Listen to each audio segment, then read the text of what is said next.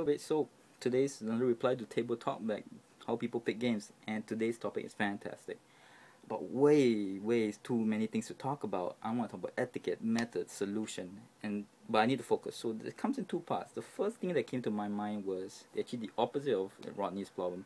I go to a few meetups and all, and some private games, and especially in the meetups, there's this few regular people who do the opposite. They demand other people bring games. They book a seat in the game, and they never bring anything. They basically don't contribute anything than themselves. All right, and on top of that, I give you an example of how they do it. They will ask the person to bring game, Pacific name, Pacific game, and then the person will bring it. And if any other text comes between, they will say things like, "So you're not bringing it anymore." They don't, make it sound like it's not a privilege they're playing someone's game. It's an obligation to them. Like, wait a minute, you promised me to bring the game. So, it's that attitude that I can't.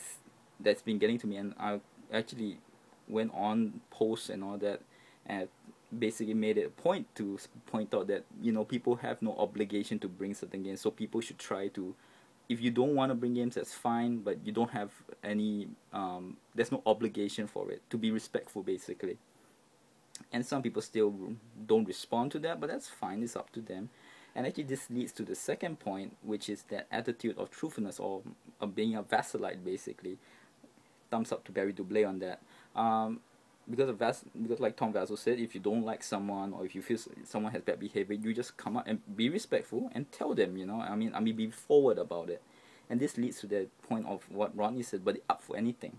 Now this is important, because I agree totally, Rodney. The up for anything thing, most of the time, in my view, is damaging, because there are times where everybody's up for everything, and then there's awkward silence, and people talk about a game. Then they're like, "Do you want to play the game?" Then people start talking about game. One time, with such little precious gaming time, that experience, 20 minutes to spend talking about a game, and still after that, no one chose a game. So to give a physical example of how I solve it, two ways. One, I let the dice gods decide. There's this number of games, we roll a dice, or how many dice there are, and we choose from there. Whatever it is, there's no one's obligation. The dice gods chose the game. I don't really like that method, but it's there. The second method is the way I deal with it, which is just being honest. Like, to give a physical example, which is a real one. Recently someone joined our group. He loves Zolkin, loves it. Okay, so he loves Zolkin a lot. Recently I've been playing a lot of war games. Now we both are not too keen on each other's thing, which is example, I'm not too keen on Zolkin, to be absolutely honest, and he's not the most keen on war games. But because we know that, what happens is I told him truthfully that I'd rather not play Zolkin every week, at most once a month. And same thing, he said that he's not too keen on war games.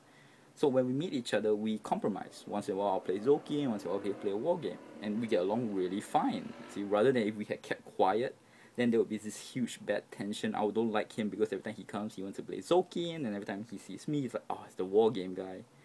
So you see, so by just telling each other truthfully and respectfully, I feel that everybody benefits. So thank you very much, and great topics, Rodney. Till next word.